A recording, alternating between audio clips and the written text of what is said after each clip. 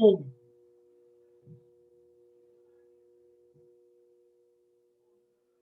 shout out to Rod for sending the link again.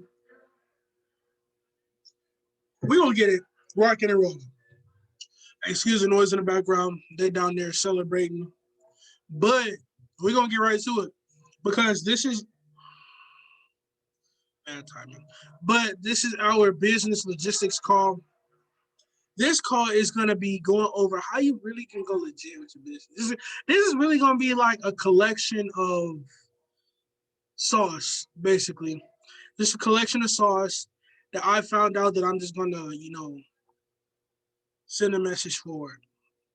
So the first, the first, really the only thing that I'm going to go over today is really how to go legit with your business. And what I mean by going legit is just creating an actual business. A lot of people they go through this and they don't actually create a business. And what I mean, like I'm talking about creating a business legally in the form of getting your LLC. Um, that's honestly a big one. Now, I'm gonna go ahead and I'm gonna explain what an LLC is. So, matter of fact, if you know what an LLC is, type a five in the chat.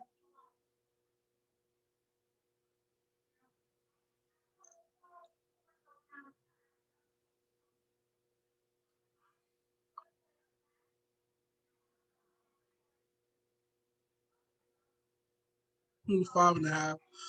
Rod is funny, bro. All right, so I'm gonna go into it. So an LLC.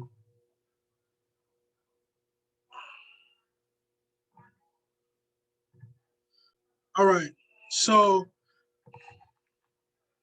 what is an LLC? LLC is, in definition wise, is a limited liability company or company slash corporation. All right. Matter of fact, I'm gonna do this too.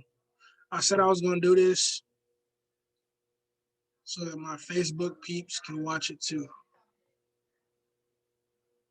Give me 1 second while I log into this Facebook Live.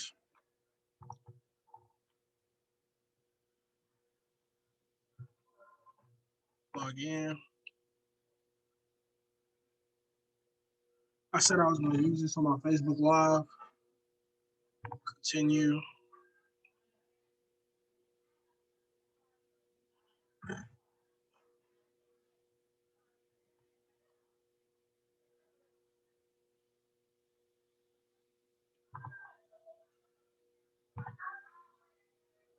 Let me see what y'all saying.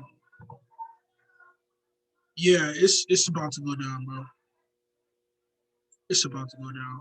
Let me make sure that this is actually on Facebook Live. So I'm gonna stop sharing. All right.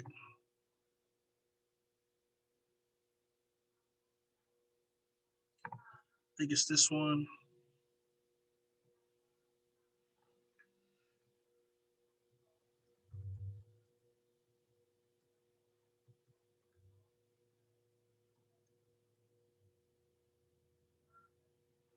How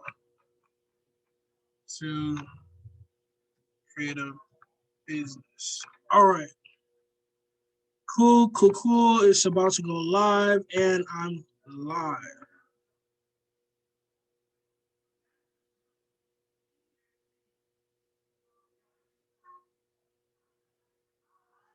I should be live momentarily.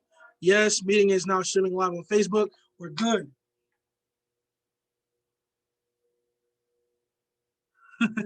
No cap, no cap. I wish Zoom could incorporate Instagram too. If they did, that would be super dope. But for right now, they only have Facebook and YouTube.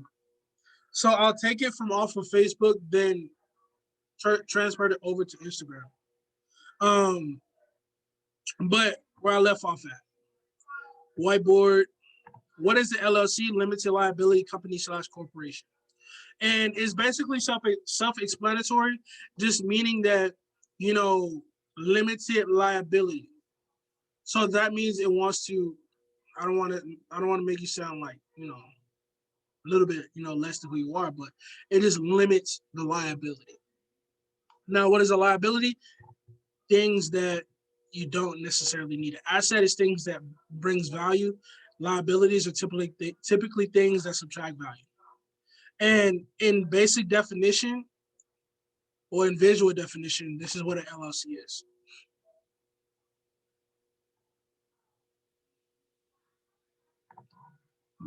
Excuse me. So here's you. It smells like watermelon. Somebody type something in the chat.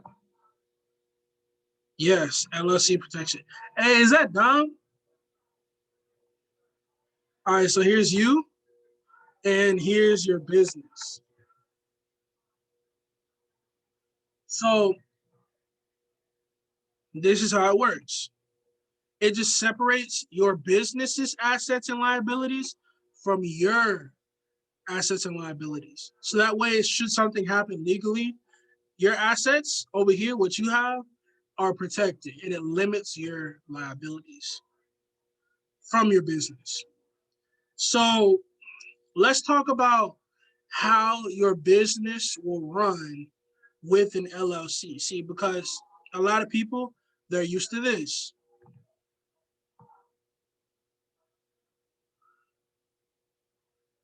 Are used to this.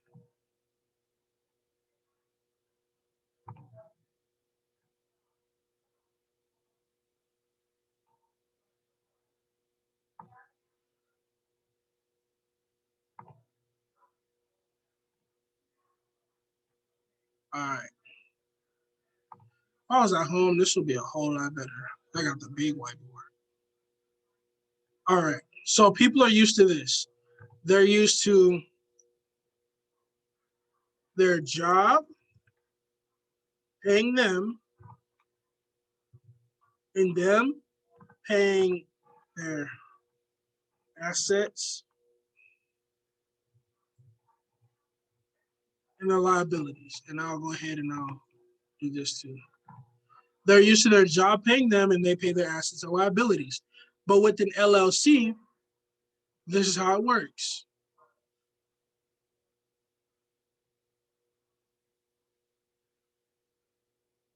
All right.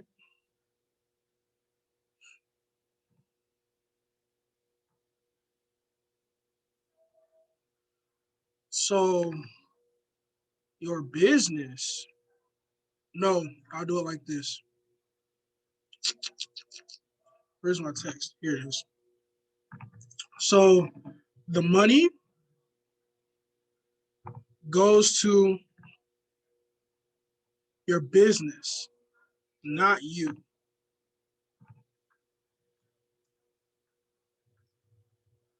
So the money that you get from various avenues comes to your business or to your LLC. And then your LLC can then pay you. And you see how that kind of, you know, separates everything. Separate is going to be a big word for tonight. So the money comes in, they pay your business, and your business pays you. They don't pay you. Because when you take this out of the equation, when you take this into the equation, when you take it out of the equation rather, the company's money, the business's money is your money. When that's not necessarily the case with an LLC. Picture it like this. Let's see who's on the call. Picture it like this. Picture the job that you have right now. Your money is not the company's money. The company gets money and that company pays you. And whatever happens to that company has nothing to do with you because you're an employee. So it's the same when you have an LLC. Let me go ahead and answer this. Cool. Everybody calling me, bro. Give me 1 second. Give me 1 second.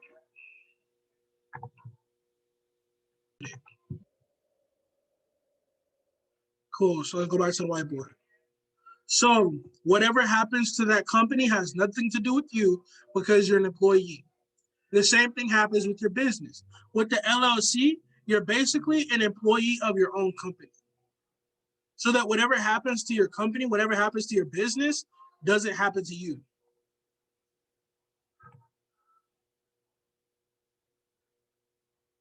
That's what an LLC does. So let's kind of put this into perspective as far as this business is concerned. Let's say that you're a Platinum 1000. You're a Platinum 1000. You get $1,000 a month, and the company pays you directly. So in theory, that all of that money is your money. So let's say let's see who's on this call. Let's say Rod to God is applied to 1,000.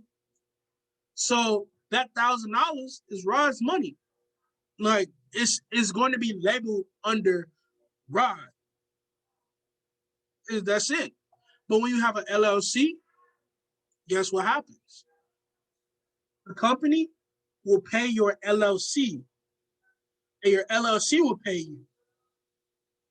So that $1,000 belongs to Rod to God Investments LLC, not Rod to God. So let's say something happens to Rod to God Investments LLC, and Rod to God Investments LLC paid Rod to God that $1,000. That $1,000 can then now not be touched because that was paid. Whatever happened to the business happened to the business. That don't concern me. So that's what an LLC does. It just protects your assets. So it kind of puts that kind of barrier. It kind of separates everything in simple terms. So let's talk about. I kind of already put it like this. So the money that comes in pays your business, and your business pays you.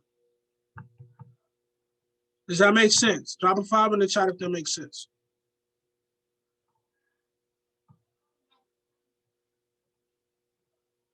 Well, all right, cool. So let's talk about now. All right, let me see. I wish I had my second screen so this will make sense. I mean, not so it makes sense, so I can see better. So let's talk about. Oh, he gonna start singing again.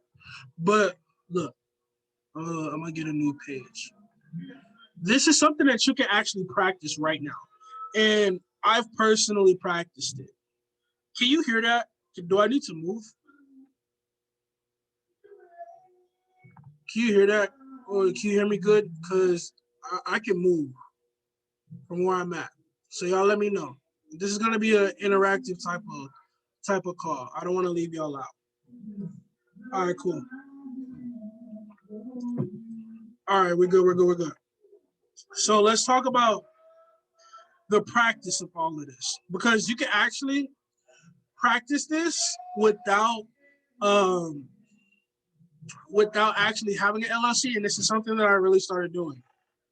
So with the LLC, you're gonna want to create various amounts of accounts. So let's take your LLC for instance.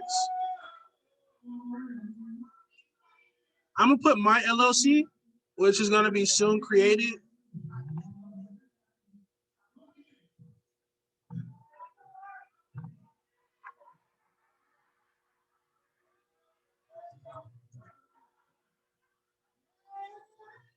TDC Investments LLC. TDC Investments LLC is gonna need a couple of different things. One of which I'm gonna put it right here. So TDC Investments LLC is going to need an operating account. I hope you're taking notes. It's gonna need. I'm gonna put the both arrow. It's gonna need an operating account.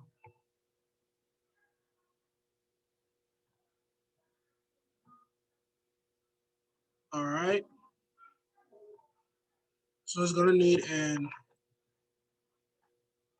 operating account. I'm going to just abbreviate it.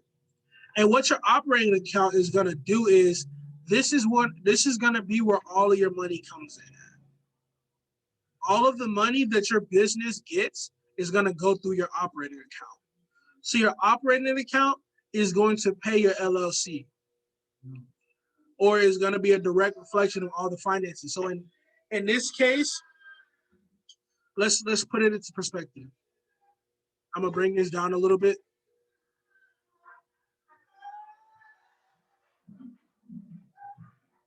All right.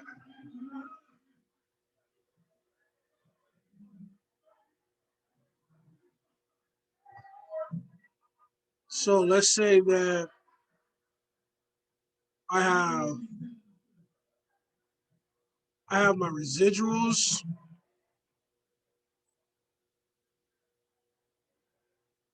Let's say I have my residual check coming into my operating account. This should be flipped. Let's say that I have my investments, aka withdrawals, coming to my operating account. All right. My investments, my withdrawals. Let's say that I have, let's say I have an e-commerce store, or you could put other businesses. So here's what happens. You have all of these things are going to pay into your operating account. How do I make that make sense, kind of? Is I would set up direct deposit to my operating account from the company. My withdrawals, my Cash App will be under uh my LLC, not me. So that the money that I withdraw out of my Cash App goes directly to my operating account. My other businesses, let's say my landscaping business, for instance, my landscaping business, the money that I make from landscaping, I put it in my operating account. So your operating account is going to be where all of your money sits at. It's not going to sit there forever, but this is where your money is going to go.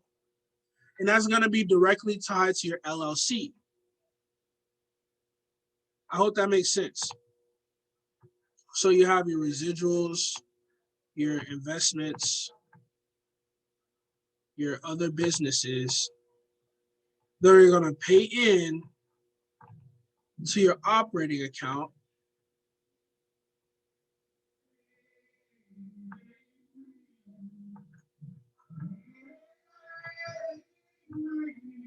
And your operating account is tied to your LLC,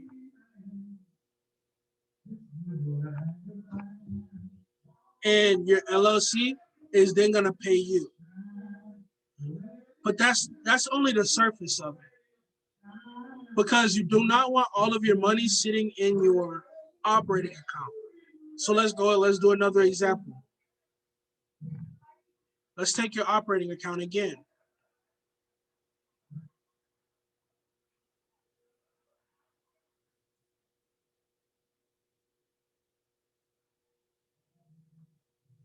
Let's take your operating account.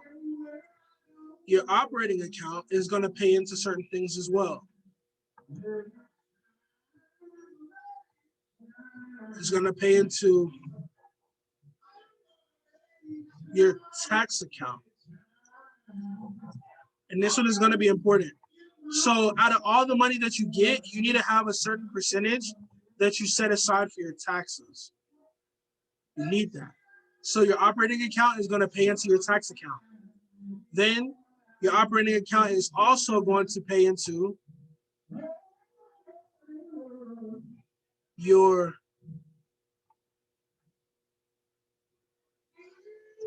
marketing, and innovation account. And what I mean by that, and I'm kind of tailoring it to the business that we have already, because if we were running a traditional business, your operating account can pay into a lot of other different things.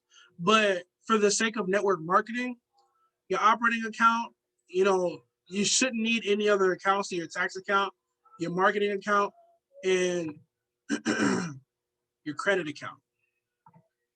It could be as a business or it could be as personal. But in this case, I'm gonna just put business, and then I'm gonna put your credit account. That's not what I want to do.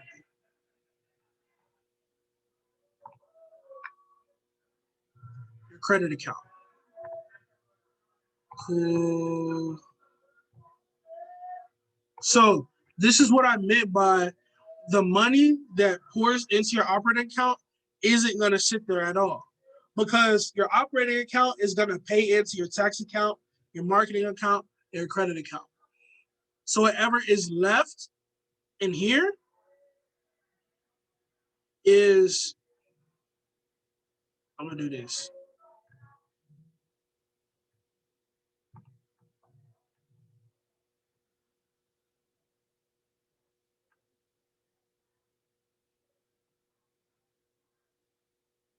Whatever is left, because these are going to be your expenditures.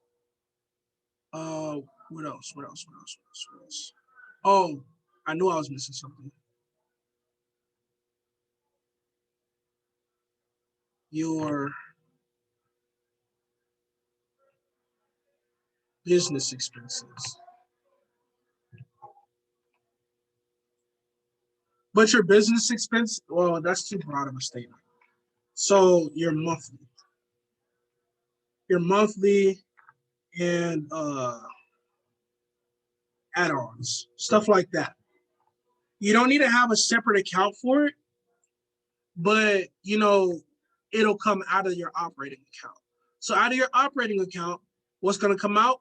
Your tax account is going to pay into your tax account, is going to pay into your marketing and innovation account, is going to pay into your credit account, and your monthly is going to come out of your operating account.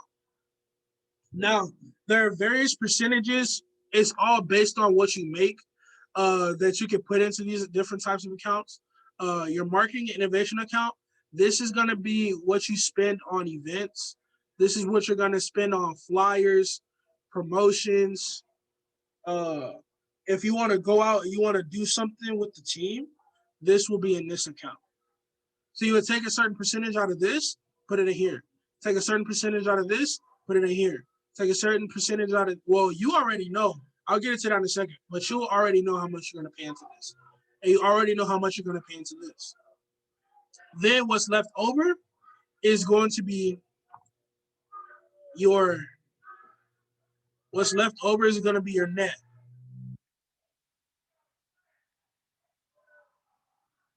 All right.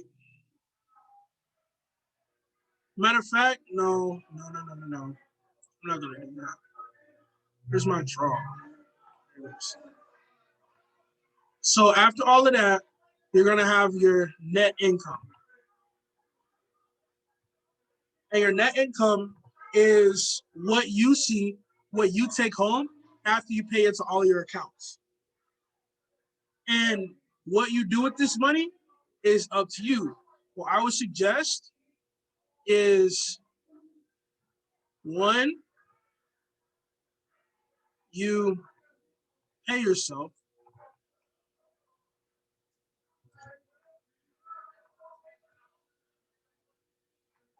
And then you pay yourself. Then you invest back, not necessarily into your business, because you already have, you know, putting back into your business in this category right here. But I'm talking about invest as in, you can fund your trading account, or you can go buy a crypto, go buy, whatever. And then the next, I would say, save some. Put some in your savings. I'm gonna say tie it up.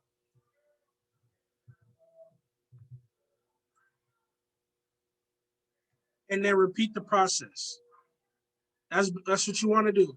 So you're gonna have your operating account. Your operating account is gonna pay into your tax account, your market innovation account, your credit account. Then you're gonna also have your monthly add-ons coming out of there. What's left over is your net income. This is what you take home. This is what you see. So out of all of your expenses, you're gonna cut yourself a check for your net.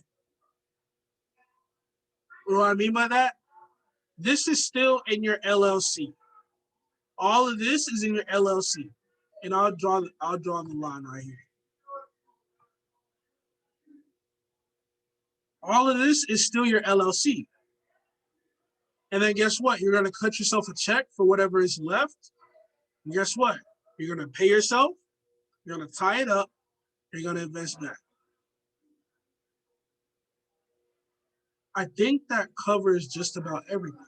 So LLC, the money that comes in is gonna flow to your operating account. Your operating account is going to flow into your tax account, your credit account, and your marketing account, your monthly expenditures.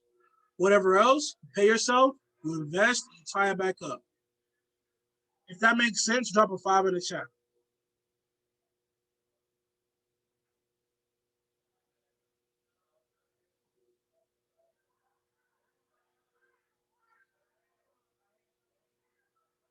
Cool, cool, cool, cool. All right, let me see.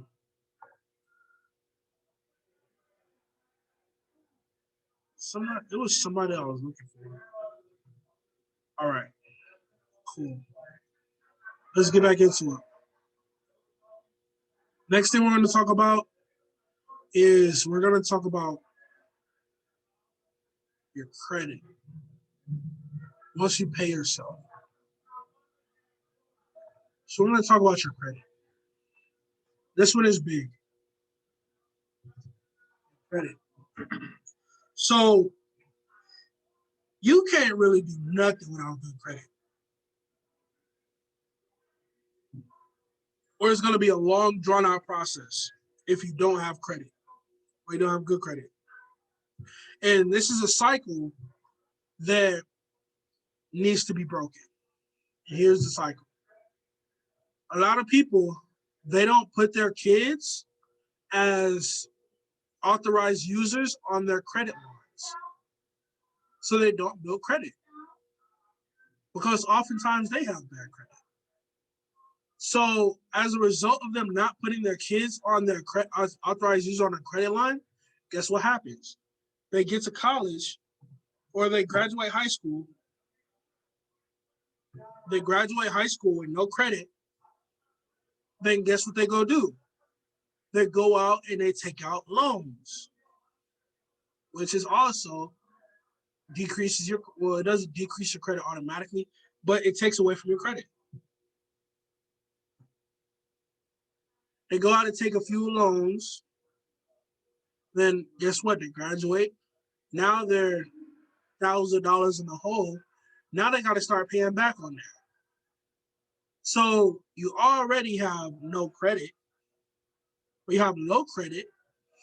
It's gonna be in the mid to low 600s.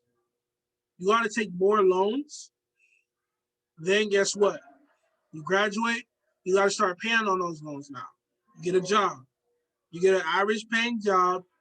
Guess what happens?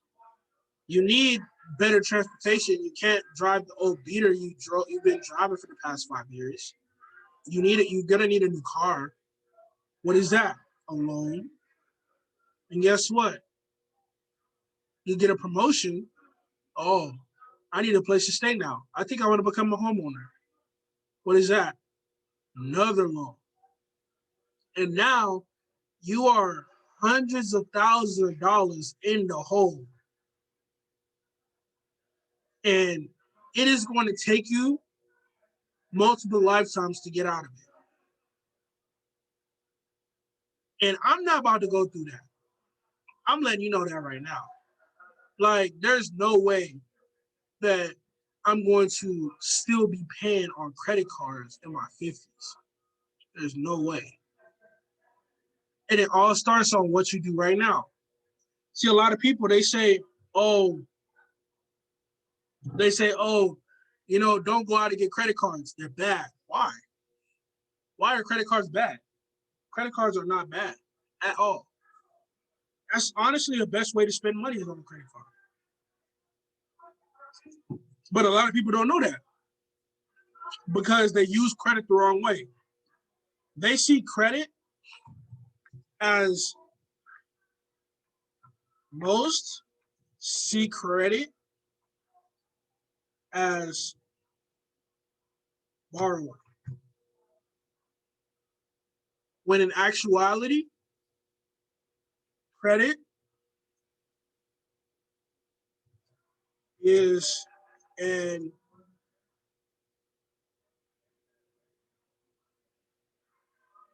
yeah,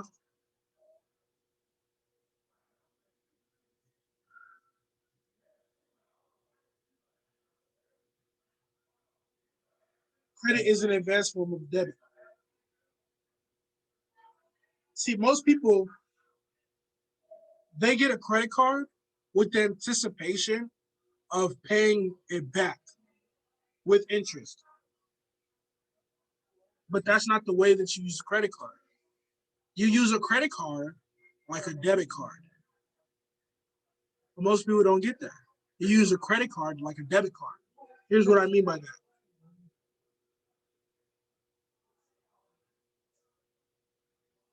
Look at this. All right. So let's say that I have a credit line. I'm gonna walk you through the whole process. With the as a beginner, you're not gonna get all that much money, and I'll give you some recommendations, but I'm gonna go through the process. Let's say you have a credit line of $500. $500. Now, in in consideration of building the best credit score, you want to use 10% of that. You want to use 10% of that, and you want to pay it back in full every month. So that means your monthly credit expense is going to be, oops, $50. So that means that you should not charge this card for more than $50, for one. Two, if you do charge this card more than $50, you need to pay every dime back in full every single month.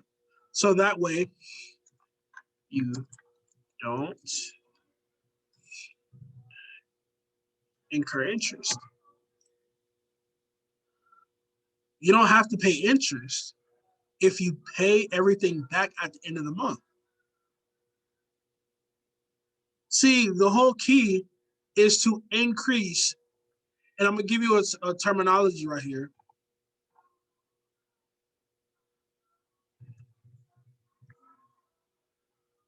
Credit utilization.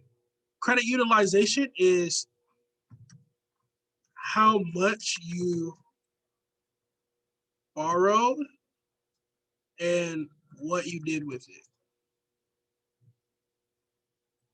So you want to get this as high as possible. So with this, you have a $500 credit line. But let's say this was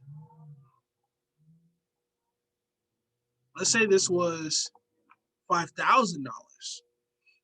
10% of that is now $500. Then guess what? Let's say you have $10,000 line. Now you have $1,000 that you can use. And I'm gonna show you the whole grand scheme of things. This is how you, this is honestly like the sauce right here. This is the sauce. So look, you have your credit. Let's say I have $1,000 of available credit. My credit line is not $1,000. Let's say I have $1,000 of usable credit. And let's say my monthly expenditures is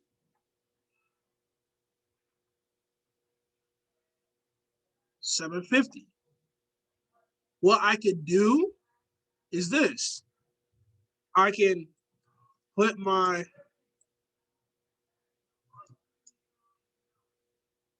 bills on auto pay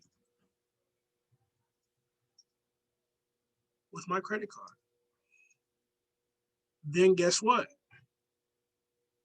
I now have a net of $250 of available credit still.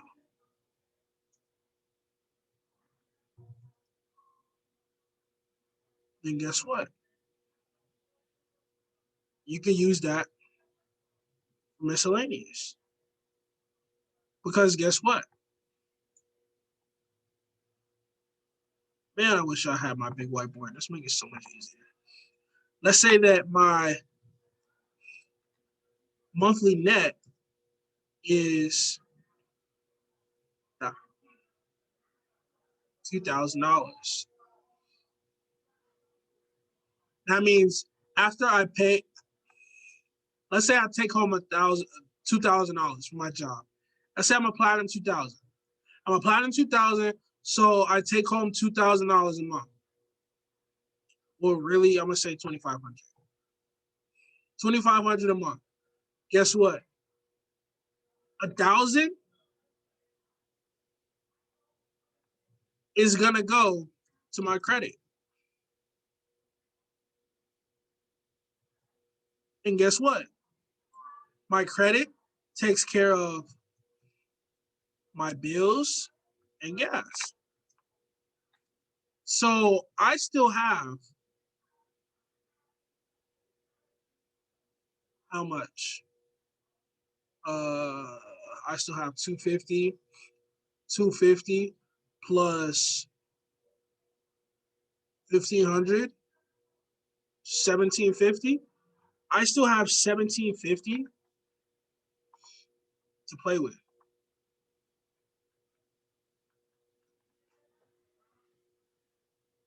And I know that was kind of quick, but I'm gonna explain what I mean by this. What I take home every single month is $2,500. I'm not gonna pay my bills from this. I'm gonna get a credit card and make sure my usable credit can pay for my bills. And guess what? It's not gonna get there overnight, but you want to get to that point.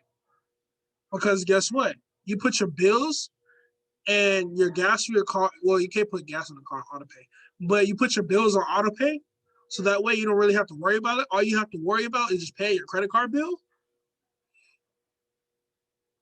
And guess what? You still have $250 of available credit. You spent $250 on, gas and groceries, bills, gas. Well, you can say gas and groceries. That'll $250 on groceries. You can do that. So that $1,000 credit bill takes care of your bills, your groceries. You still have $1,500 for your gas, for your car, and miscellaneous. And think about it like this. Instead of you using your debit card for this, you now are building your credit. And I'm gonna show you. I'm gonna show you in specifics. I was just showing you like the overview on how to do it. So everything that you pay for is going to be charged on your credit card, and all you have to do is just pay your credit card. But you're never going to spend more than what you have or what you have available, because I'm gonna give you the chart. All right. for the best, for the average and then the best. So let's say I have a $500 credit line. If I have a $500 credit line, for the best credit, you want your utilization to be 10% or less. Oops. 10% or less. I'm not going to get into how many reporting you want, but you want to make sure that your utilization is 10 or less and you pay it back. Oops. Actually, yeah, I'll put that in caps. Pay it back every month. That's the key to everything. The $50 you spend on gas, put it on your credit card. Now, all you have to do is just pay your credit card. And you're building your credit and you're spending your money all in the same go. It's just a matter of discipline. Can you do it is the question. The next thing I'm gonna go over is it really doesn't matter all that much, but you need to have at least to have the maximum credit score. At least 25 reportings.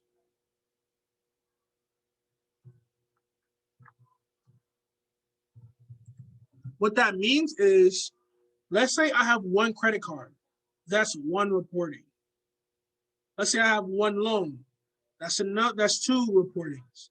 You need to have at least 25 to unlock that higher level of credit score. You don't necessarily need it, but anything above 750, you're good. I'm gonna say you need at least 15 to get to a 750. And remember, our aim is to build our available credit to the point where it takes care of all of your bills. Because you're spending your money on your credit card, not your bills. It's kind of like an LLC. It's working smarter, if that makes sense. So I'm gonna give you another scenario. When you get a credit card, not only is it the best way to spend your money, but also it's like it comes with certain rewards. Some of them come with certain rewards. Like the one that I have now, I have like 10% off of Lyft rides, or like you get a certain percentage cash back. You get a certain percentage off of certain categories. So you can actually use those to your advantage. So if you're paying $250 a month on your credit card for groceries and you get, 5% back, that's going to keep adding up.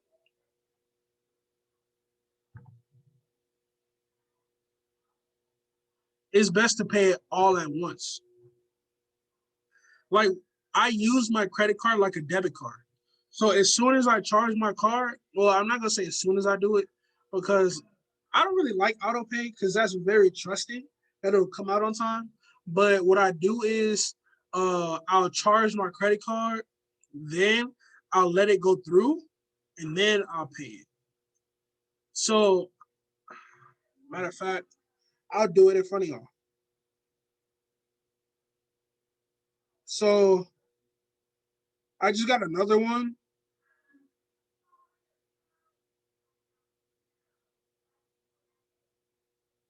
All right.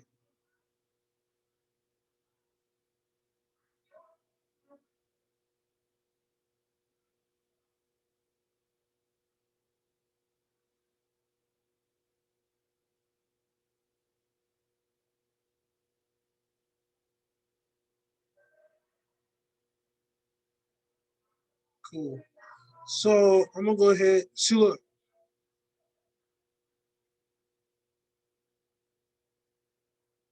I don't know if y'all can see that. So I've already spent it and I've already let it go through. Is there a certain time during the month that's best to pay it back as long as you pay it back on time? No, it really doesn't matter. As long as it's before the due date. Like there's this thing where you can pay the minimum, but you don't want to pay the minimum because you still have to pay interest. I just let everything go through because on this particular car, it'll be pending for like a few hours or like a day or so. Then after it all goes through, or after I know that I'm done spending money, then I'll pay it. And then I don't have to worry about it. So my next payment is not until July 9th, but I'm going to pay it right now. And you can choose how much you want to pay too. You can pay the current or you can pay the minimum, but I don't like doing that. So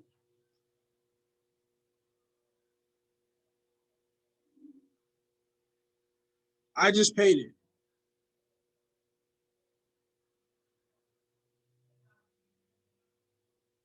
And it's gonna go, it's like an ACH, so it'll take 2 days. Um so yeah, that's basically how you do it. You just do it like a debit card. And what I've done is I did what I showed you, except with my personal accounts. So I even separated them. So I have two credit cards now. I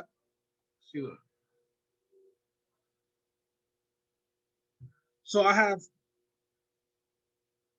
have two credit cards now. And and this is what I learned too. At first, I did not know this.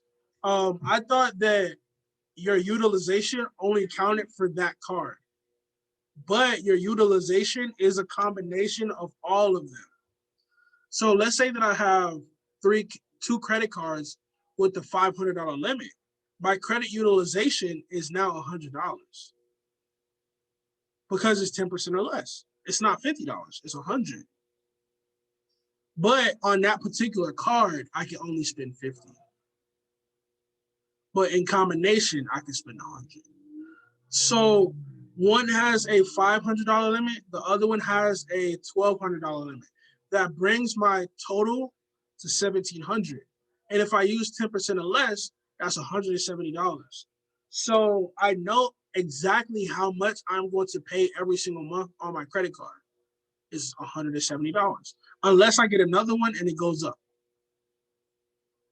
So people say, oh, like, I don't know how much I'm gonna pay on my credit card. It's capped. Like, you know exactly how much you're gonna pay on your credit card if you spend what you have and don't spend what you don't have. That's where people get in trouble. They get in hot water because they spend money they don't have. So that's this is honestly the sauce. So you want your utilization to be 10% or less, pay it back every single month. Really, you don't even need this reportings right now. You can increase your credit score just by doing this. So utilize 10% of your credit line and pay it back every month. If you do that consistently, it's gonna grow. But the whole point is to increase this amount so that you can pay more with it. And then all you have to do is just pay your credit card.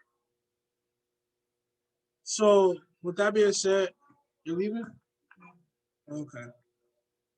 Um, with that being said, I got a couple of recommendations. I'm gonna stop this. All right, I stopped that, and I'm gonna go to this. So these are the two that I have, and I'm gonna share my screen. Where's my Zoom? Here are the ones that I have.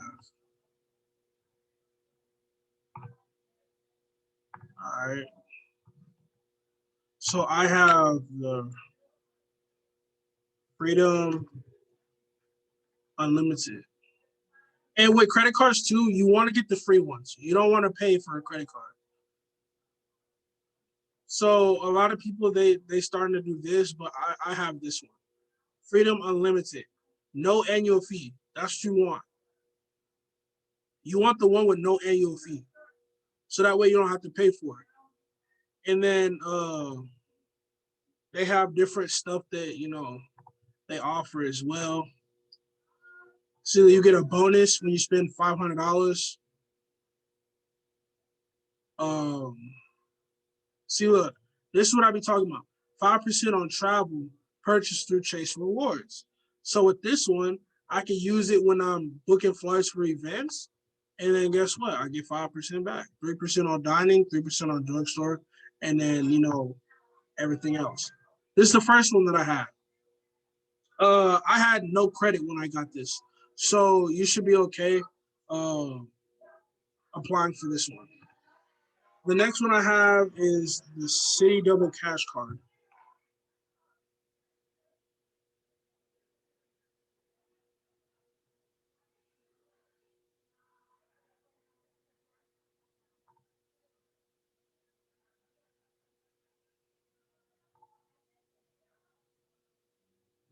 I haven't really looked into all their other ones.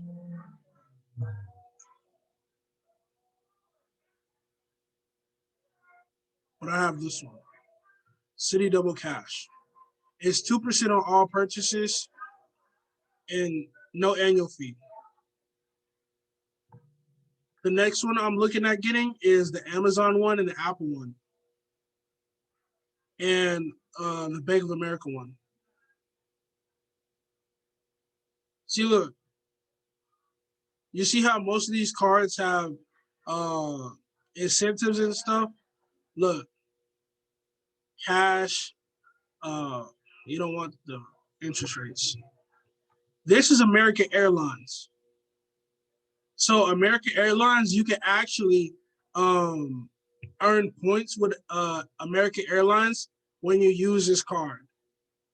So going to events and stuff is gonna become a whole lot cheaper when you start paying for stuff using your credit card. That's that's how people are able to get like liquid money off of their credit cards and be able to go travel for free from their credit cards. Is because they're basically paying for everything that they need from their credit card in exchange for points. And then they go and buy stuff based off those points. So if you pay your bills for 3 months straight, you can pretty much get a flight to wherever you want and it'll be for free because you stacked up that many points. Excuse me. That's how people really do this.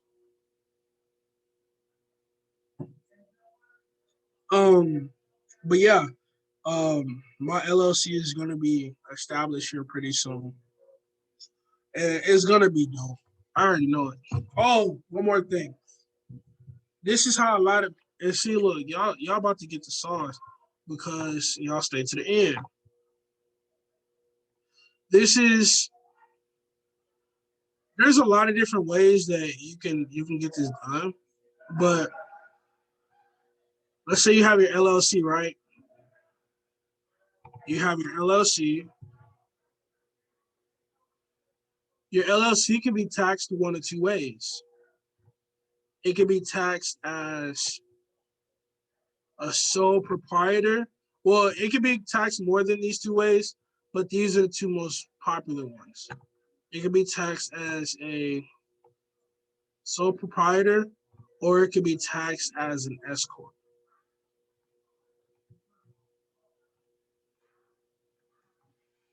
Sole proprietor or a S corp. See, with the LLC alone, you have to pay what's called self-employment tax. And that's where a lot of people they kind of get discouraged. Is when you have an LLC by itself, you have to pay self-employment tax. When you signed up to be an IBO and you hit P600 and they ask you for your tax information, you have to file self-employed, and that self-employment comes with a self-employment tax. And that's why a lot of people they create LLCs so that they can make enough money to be taxed as an S corp. Well, what does that mean? When your LLC being taxed as an S corp, So an LLC that's taxed as an S corp. Here's the tax benefits of that. Here's the tax benefits. So you have your fair wage, and you have your distributions. So with an LLC that's not being taxed as an S corp, your LLC pays you directly. But when you're being taxed as an S corp, it allows you to do this. So this is called paying yourself a fair wage.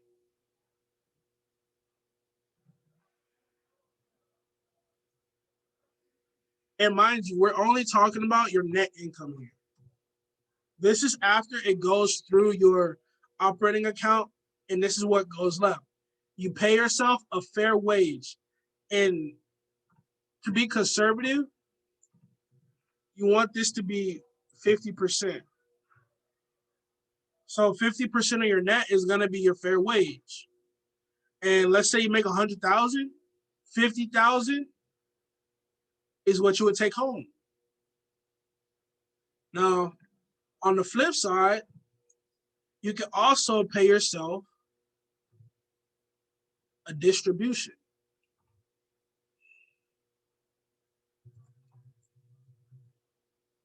And here's why that's important. So if I'm paying myself a fair wage of 50%, and I also pay myself a distribution, what is the difference? Is that with a fair wage, you have to pay self-employment tax. And you don't have to pay self-employment tax on the distribution. Well, why is that important?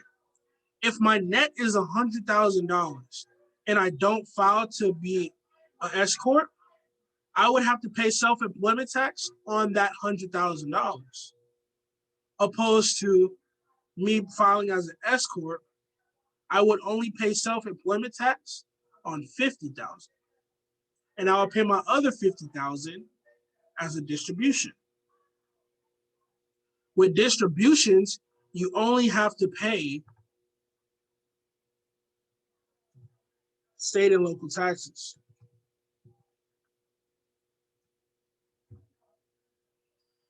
That is how a lot of people save a lot of money on taxes.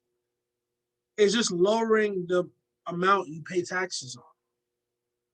So instead of me paying, 15% on taxes on 100,000, I'm paying that on 50. The other, I pay on distribution.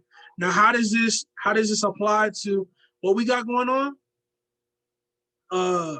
This, by the way, doing this is not going to be worth it unless you make over 50,000 a year. So minimum platinum 5,000. Platinum 5,000. Let's say I take home 4,000. 2,000 is my fair wage. And guess what? 2,000 is a distribution. I'll pay taxes on this. Guess what? Boom. But that's only one stream. See, the biggest talk about what we do is our withdrawals. What do we do with our withdrawals? If, you have, because nobody wants to pay taxes on crypto. Because guess what? Let's take Shiba, for instance. A lot of people became millionaires off of Shiba, but they would have to pay taxes on it. And they don't want to pay taxes on it. But one thing that I don't know, I don't want to say I came up with it and then somebody else came up with it too, but it's just a point that I discovered. Let's say that you make 5,000, you take home 4,000 a month residuals, and guess what? You get 4,000 in withdrawals for that particular. Well, this is on a monthly basis, so it's on a smaller scale. So I just hope it makes sense. That now brings your net to 8,000. So instead of you, well, I guess that's kind of lopsided because they're equal. But let's say that I take home 4,000 on residuals and I make 10,000 off of withdrawals. That brings it to 14,000. My fair wage will be 7,000. My distribution will be 7,000. Remember, I made 10,000 and I'm not paying self-employment tax on the whole 10,000.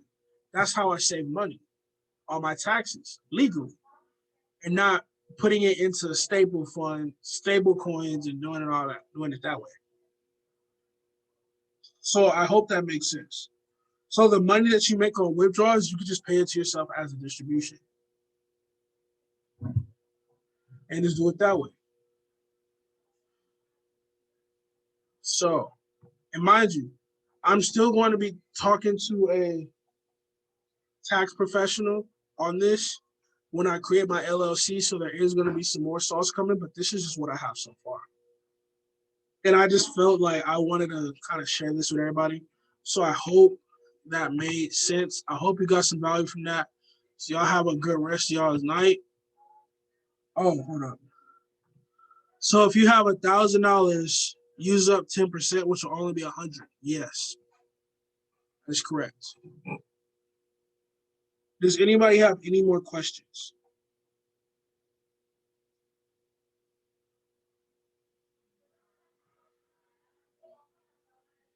Matter of fact, you can unmute yourself.